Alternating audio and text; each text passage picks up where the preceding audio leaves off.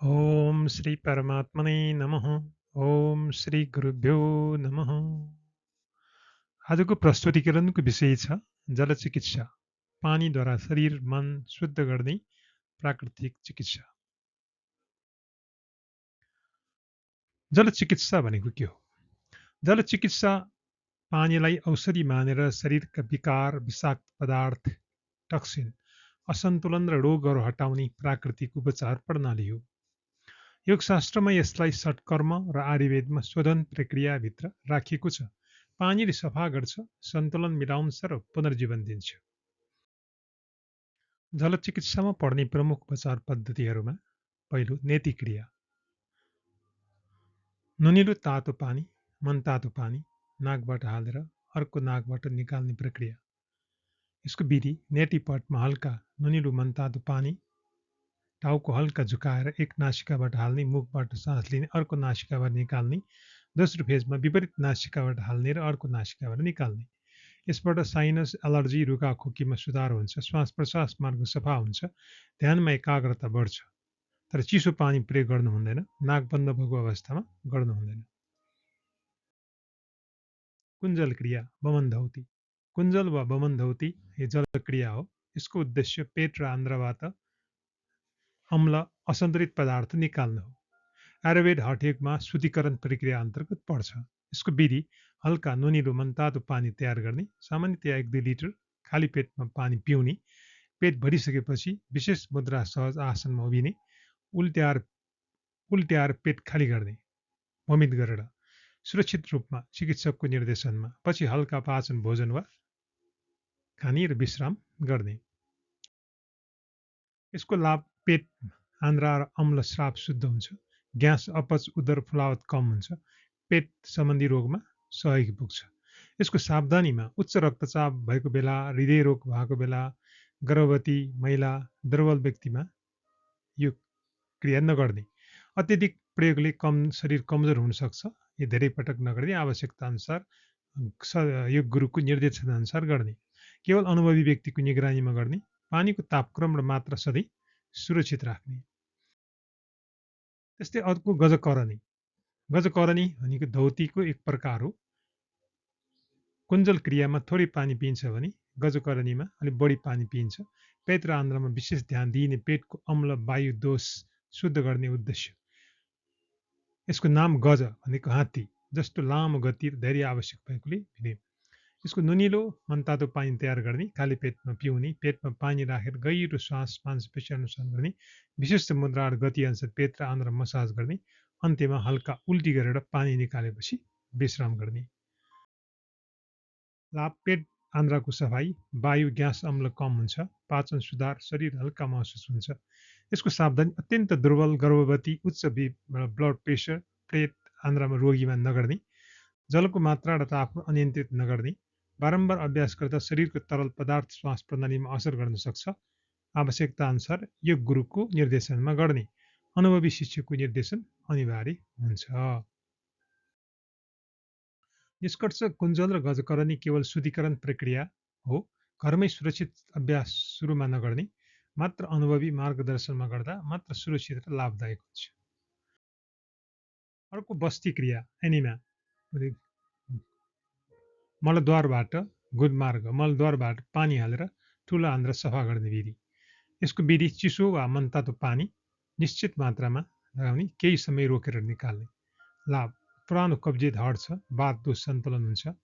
यसको सावधानी बारम्बार नगर्ने, गर्भावस्थामा निषेध गरिएको छ। शङ्ख प्रचालन। शङ्ख प्रचालन अत्यन्त शक्तिशाली जलधौती अभ्यास हो। यसलाई अनुभवी योग शिक्षक, आयुर्वेद चिकित्सकको निगरानीमा मात्र गर्नुपर्छ। घरमै जबरजस्ती गर्ने क्रममा पेट, आन्द्रा, इलेक्ट्रोलाइट र स्नायु समस्या हुन सक्छ। परिचय। शङ्ख प्रचालन पेट र आन्द्रालाई पूर्ण रूपमा सफा गर्ने एक क्रिया हो। नुहाउने, खानपान र आन्द्रा शुद्धि सम्बन्धी शुद्धिकरण प्रक्रिया यस अन्तर्गत पर्दछ। मुख्य उद्देश्य पेट आन्द्रामा जम्मा अव्यवस्था, अम्ल, कफ, पित्त दोष हटाउनु। तयारी। शारीरिक तयारी, हल्का खाना, दलिया, जाउलो सुप दिन अघि खाने, बडो मालिस र पेट हल्का मसाज गर्ने। मनोवैज्ञानिक तयारीमा मानसिक शान्ति, डर, तनाव कम गर्ने, यो सबैले गरिराखेको हो भन्ने मनमा लिने, पर्याप्त समय 2-3 घण्टा सुरक्षित ठाउँमा बसेर गर्ने। आवश्यक सामग्री नुनिलो मनतातो पानी प्राय 5 लिटरसम्म तयार गर्न सकिन्छ। हल्का तेल पेट मसाजको लागि गर्ने, शौचालय नजिक हुनुपर्छ। विधि खाली पेटमा नुनिलो पानी पिउने, पेट र आन्द्रामा पानी मुकाउने, विशेष आसनहरू 5 वटा कब्जियत हटाउने आसनहरू गर्ने, ऊर्ध्व ताडासन, त्रिएक ताडासन, कटी चक्रासन, त्रिएक भुजङ्गासन र उदराकर्षासन। हल्का मांसपेशी अनुशासन पानी पिउने, पेटमा फाल्ने, सुरक्षित रूपमा क्रम प्रक्रिया अन्त्यपछि हल्का सुपाच्य खानामा विश्राम गर्ने। यसको लाभ पेट र आन्द्रा पूर्ण सफा हुन्छ, अपच कब्जियत ग्यास अम्ल कम हुन्छ, पाचन शक्ति सुधार, शरीर हल्का महसुस हुन्छ, शरीरको डिटोक्सिफिकेसन हुन्छ, मानसिक ताजगी हुन्छ। सावधानी यो अत्यन्त दुर्बल मान्छेले नगर्ने, गर्भवतीले नगर्ने, उच्च ब्लड प्रेसर भएकोले नगर्ने, पेट आन्द्रामा रोगीमा छ भने नगर्ने।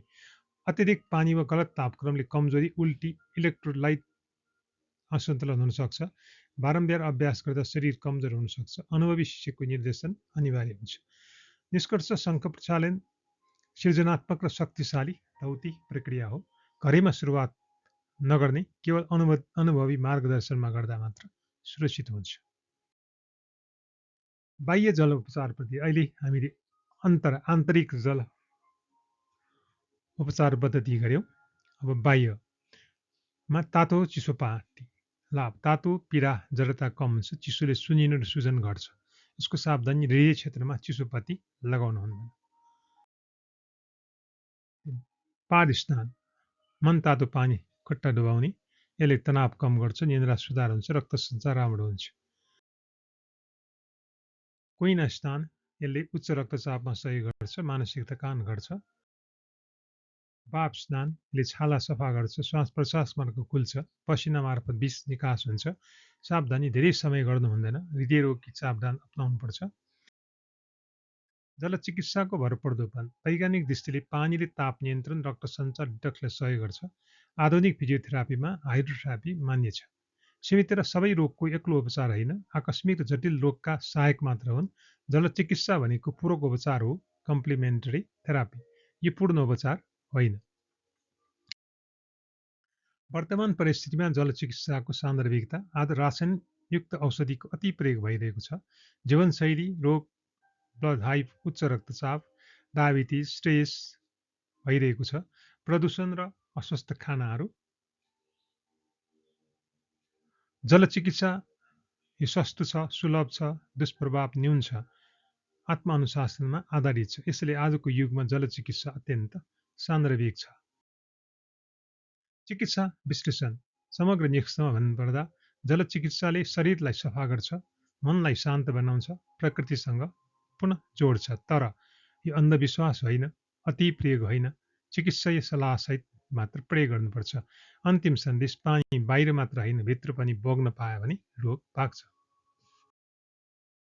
कुन रोगमा कुन जल उपचार गर्ने?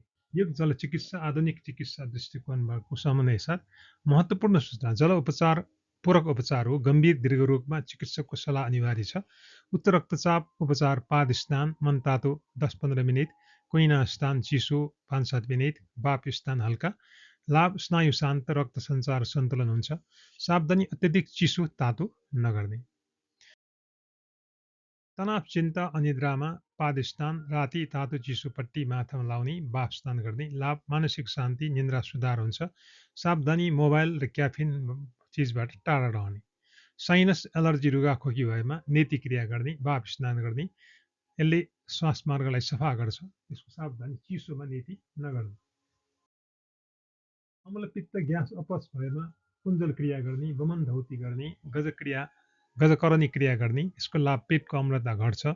सावधानी हृदय रोग, उच्च रक्तचापमा नगर्ने। कब्जियतमा बस्ती क्रिया एनीमा गर्ने, शङ्ख प्रक्षालन विशेष अवस्थामा गर्ने। लाभ आन्द्रा सफा हुन्छ। सावधानी बारम्बार नगर्ने। मधुमेह उपचार पाद स्नान, पेट क्षेत्रमा चिसो पट्टी लाउने, शङ्ख प्रक्षालन गुरुको निर्देशनमा। लाभ मेटाबोलिजमलाई सहयोग गर्छ। सावधानी औषधि बन्द नगर्ने। मोटोपन मा बाफ स्नान गर्ने, कुञ्जल गजकरणी गर्ने, शङ्ख प्रचालन यसले डिटक्स तौल घटाउन सहयोग गर्छ। सावधानी कमजोरीमा नगर्ने। जोड्नी दुखाइ बाथ रोगमा उपचार ताटोपट्टि, बाफ स्नान, पाद स्नान गर्ने। लाभ जडता कम गर्ने, रक्त सञ्चार बढ्छ। सावधानी सुजनमा चिसो प्रयोग गर्ने। छाला रोग एक्जिमा दाढमा उपचार बाफ स्नान गर्ने, शङ्ख प्रचालन गर्ने। चिसो पट्टी सुजनमा सुन्निएको छ भने लाभ विष निकास हुन्छ। सावधानी खुल्ला घाउमा नलगाउने। 10 हृदय रोग हल्का अवस्थामा उपचार पाद स्नान, कुइना स्नान गर्ने। लाभ हृदयमा भार घट्छ। सावधानी बाफ बमन निषेध हुन्छ। 11 मानसिक अशान्ति डिप्रेसनमा पाद स्नान, बाफ स्नान, शिर क्षेत्रमा पट्टी लगाउने। लाभ स्नायु सन्तुलन हुन्छ। सावधानी एक्लोपनमा जोगिनु। सम्पूर्ण शरीर डिटक्सको लागि शङ्ख प्रचालन राम्रो हुन्छ। बाफ स्नान हुन्छ। वशीक्रिया यसले लाभ पूर्ण पाचन शुद्धि गर्छ। सावधानी अनुभवी गुरु आवश्यक पर्छ। चिकित्सक विशेष संसार जल उपचारले ताप नियन्त्रण, रक्त सञ्चार, विष निकासमा सहयोग गर्छ। आधुनिक चिकित्सामा हाइड्रोथेरापी, एनेमा, स्टेम थेरापी स्वीकृति गरिएको छ, तर एक्लो उपचार होइन। जीवनशैली, आहार, औषधिसँग समन्वय चाहिन्छ। थेरापी गरिराख्ने, फेरि खानपिनमा मिलेन भनेदेखि यसले राम्रो असर गर्दैन। निष्कर्ष पानी सस्तो छ, तर यसको सही प्रयोग अमूल्य औषधि हो। अब 7 दिने जल चिकित्सा साधारण तालिका घरमै सुरक्षित रूपमा गर्न मिल्ने युग। आयुर्वेद र आधुनिक चिकित्सा समन्वय। सामान्य सावधानी सबै दिन लागु हुन्छ। बिहान खाली पेट हल्का नुनिलो मनतातो पानी 1-2 गिलास खाने। अत्यधिक कमजोरी, गर्भावस्था, हृदय उच्च बिपी भएका चिकित्सकको सल्लाह अनुसार गर्ने। जबरजस्ती होइन, शरीरको सङ्केत अनुसार गर्ने। आफ्नो शरीरको परिस्थिति हेरेर गर्ने। दिन 1 मा पाचन र शरीर तयारी। बिहान पाद स्नान मनतातो 10 मिनट, दिउँसो पेटमा चिसो पट्टी 10 मिनट, साँझ बाफ स्नान हल्का 5-7 मिनट। लाभ पाचन सक्रिय हुन्छ, शरीर अनुकूलन हुन्छ। दिन 2 मा श्वासमार्ग शुद्धिको लागि बिहान नेति क्रिया गर्ने। दिउँसो कुइना स्नान चिसो 5 मिनट जति गर्ने। साँझ पान स्नान 10 मिनट गर्ने। लाभ साइनस, एलर्जी, मानसिक ताजगी हुन्छ। तेस्रो दिन तनाव र स्नायु शान्तिको लागि बिहान पाद स्नान, दिउँसो माथामा चिसो पट्टी, निधारमा चिसो पट्टी 5-7 मिनट लगाउने। साँझ बाफ स्नान गर्ने। लाभ तनाव घट्छ, निन्द्रा सुधार हुन्छ। दिन 4 मा आन्द्रा र पेट सफाइको लागि बिहान गजकरणी क्रिया गर्ने हल्का, दिउँसो पेटमा चिसो पट्टी लाउने। साँझ पाद स्नान गर्ने। लाभ कब्जियत, ग्यास कम हुन्छ। 5औं दिन विष निकासको लागि बिहान बाफ स्नान, दिउँसो कोइना स्नान, साँझ पाद स्नान। लाभ छाला चमक हुन्छ, ताजगी हुन्छ। दिन 6 रक्त सञ्चार सन्तुलनको लागि बिहान पाद स्नान, दिउँसो तातो चिसो पट्टी खुट्टा ढाडमा, साँझ बाफ स्नान। लाभ जोड्नी दुखाइ, थकान कम हुन्छ। दिन 7 समग्र पुनर्जीवनको लागि बिहान नेति क्रिया, दिउँसो पेटमा चिसो पट्टी, साँझ पान स्नान, मौन विश्राम। लाभ सम्पूर्ण प्रणाली सन्तुलन हुन्छ। चिकित्सा विश्लेषण 7 दिनको प्रभाव भएपछि पाचन प्रणाली सक्रिय हुन्छ, विषाक्त पदार्थ निष्कासन हुन्छ, स्नायु र हार्मोन सन्तुलन हुन्छ, निन्द्रा, मनोस्थिति सुधार हुन्छ। यस तालिकामा नसमेटिएका विशेष अवस्थामा मात्र कुञ्जल क्रिया, बस्ती क्रिया, शङ्ख प्रचालन यी गुरु चिकित्सकको निर्देशनमा मात्र गर्ने। अन्तिम सुझाव 7 दिनपछि शरीर हल्का हुन्छ, मन शान्त हुन्छ, भोजन रुचि परिवर्तन हुन्छ। अब घरमै जल चिकित्सा गर्दा पालन गर्नुपर्ने आधार नियमहरू। अनिवार्य नियम: पानी स्वच्छ उमालेर चिसाएको प्रयोग गर्ने। जबरजस्ती होइन, शरीरको सङ्केत सुन्ने। अत्यधिक तातो वा अत्यधिक चिसो नअपनाउने। एकै दिन धेरै विधि नगर्ने। उपचारपछि कम्तीमा 30 मिनट विश्राम गर्ने। गर्न नहुने: भोकै, अत्यधिक थकित वा रिसाएको बेलामा नगर्ने। नुहाए लगत्तै नगर्ने। ज्वरो, सङ्क्रमण, खुल्ला घाउमा नगर्ने। अझै ठिक हुन्छ भन्ने लोभमा नगर्ने। घरमै सुरक्षित रूपमा गर्न मिल्ने जल उपचार विधिहरूमा पाद स्नान सबभन्दा सुरक्षित। कसरी गर्ने? टब बाल्टिनमा मनतातो पानी राख्ने, खुट्टा गुलाबसम्म डुबाउने 10-15 मिनट। कसका लागि? तनाव, बिपी, अनिन्द्रा, थकानको लागि। सावधानी मधुमेहमा पानी धेरै तातो नहोस्। कुइना स्नान कसरी गर्ने? चिसो वा सामान्य पानी दुवै हात कुइनासम्म डुबाउने 5-7 मिनट। लाभ मानसिक ताजगी हुन्छ, उच्च रक्तचाप सन्तुलन हुन्छ। तातो चिसो पट्टी कसरी गर्ने? कपडा पानीमा भिजाएर आवश्यक भागमा राख्ने 5-7 मिनट र तातो चिजले बेर्ने। कुन बेला? दुखाइ, तातो, सुज, तनाव, चिसो, हृदय क्षेत्रमा चिसो पट्टी नगर्ने। बाफ स्नान हल्का कसरी तातो पानीको भाँडो टाउकोमा तौलिया लगाउने 5-7 मिनट गर्ने लाभ रुगा खोकी छाला डिटक्स हट्छ सावधानी चक्कर आए तुरन्त रोक्ने नेति क्रिया घरमै तर सावधानीसहित कसरी उमालेको मनतातो पानी नुन आँसु जस्तै स्वाद होस् नेति पत्रमा प्रयोग गर्ने सावधानी ज्वरो सर्दीमा नगर्ने पानी नाकमा अड्किन नदिने घरमै नगर्नुपर्ने जल क्रियाहरू गुरु चिकित्सक बिना जोखिमपूर्ण हुन्छ कुञ्जल क्रिया वमन धौती बस्ती क्रिया एनिमा शङ्ख प्रचालन गजकरणी दुर्बल व्यक्तिले नगर्ने यी गलत गरे इलेक्ट्रोलाइट असन्तुलन कमजोरी हुन सक्छ जलचिकित्सा गर्दा आहार र दिनचर्या आहार हल्का सुपाच्य दलिया जाउलो फल खाने अत्यधिक नुन चिल्लो मसला कम गर्ने उपचार दिन मद्यपान धुम्रपान निषेध गर्ने समय बिहान 5 देखि 8 बजी साँझ 6 देखि 8 बजी राति ढिलो गर्नु हुँदैन सुरक्षित प्रयोगको सरल सूत्र कम नियमित र सचेत कम विधि नियमित अभ्यास शरीर मन सचेत हुनुपर्छ चिकित्सा विशेषण घरमै गर्दा किन सुरक्षित हुन्छ पाद स्नान कोइना स्नान सक्रिय हुन्छ तातो चिसोपट्टि रक्त सञ्चार नियमन हुन्छ बाफले श्वास मार्ग र छाला डिटक्स गर्छ यसले औषधि बिना पनि शरीरलाई स्वयं उपचार गर्ने अवसर दिन्छ अन्तिम सन्देश घरमै जल चिकित्सा भनेको शरीरलाई सजाय होइन सहयोग हो वृद्ध महिला र बालका लागि अलग अलग सुरक्षित जल चिकित्सा घरमै गर्न मिल्ने जोखिम न्यून दैनिक जीवनसँग मिल्ने सामान्य नियम तिनै समूहका लागि जबरजस्ती नगर्ने शरीरको सङ्केत अनुसार गर्ने अत्यधिक तातो पनि नगर्ने अत्यधिक चिसो पनि नगर्ने ज्वरो आएको बेलामा सङ्क्रमण भएको बेलामा चक्कर आएको भए तुरन्त रोक्ने दीर्घरोग गर्भावस्थामा चिकित्सकको सल्लाह अनुसार गर्ने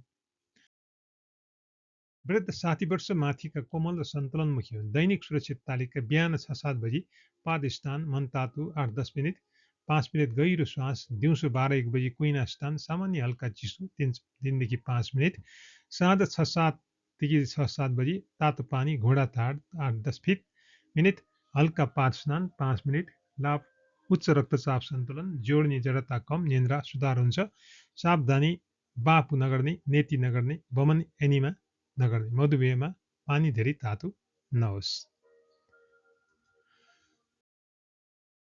2 महिला गर्भावस्था बाहेक हार्मोन र तनाव सन्तुलन दैनिक सुरक्षित तालिका बिहान 6-7 बजी पाद स्नान मन तातो पानीले 10 मिनट 5-7 मिनट श्वासको ध्यान दिउँसो 1-2 बजी कोइना स्नान चिसो 5 मिनट साँझ 6-7 बजी हल्का बाफ स्नान 5 मिनट पेट निधारमा चिसोपट्टि 5 मिनट तनाव माइग्रेन अनिद्रा घट्छ हार्मोनिक सन्तुलन सही हुन्छ सावधानी महिनावारीमा बाफ र चिसोपट्टि नगर्ने गर्भावस्था केवल पाद स्नान 5 देखि 8 मिनट गर्ने र कुञ्जल बस्ती शङ्ख प्रचालन नगर्ने बालक 5 देखि 14 वर्षसम्म खेल जस्तै छोटो समय गर्ने दैनिक सुरक्षित तालिका बिहान स्कुल अघि पाद स्नान मन तातो 5 मिनट साँझ होमवर्क पछि कोइना स्नान सामान्य 2-3 मिनट 2 मिनट शान्त बस्ने गहिरो सास लिने हप्तामा 2 दिन रुगाखोकी भए हल्का बाफ 3-4 मिनट अभिभावकको निगरानीमा लाभ प्रतिरक्षा शक्ति ध्यान क्षमता निन्द्रा सुधार हुन्छ सावधानी नेति सामान्यतया आवश्यक छैन वमन एनिमा शङ्ख प्रचालन नगर्ने खेल झैँ गराउने डर लाग्न नबनाउने तिनै समूहका लागि निषेध घरमै गर्नुपर्ने कुञ्जल क्रिया वमन धौती नगर्ने बस्ती क्रिया एनिमा घरमै नगर्ने शङ्ख प्रचालन नगर्ने यी विशेष केन्द्र चिकित्सकको निर्देशनमा मात्र गर्ने आहार र समय सबैका लागि हल्का भोजन जाउलो दलिया तरकारी गर्ने उपचार अघि पछि 30 मिनट भारी काम नगर्ने मद्यपान धुम्रपान निषेध गर्ने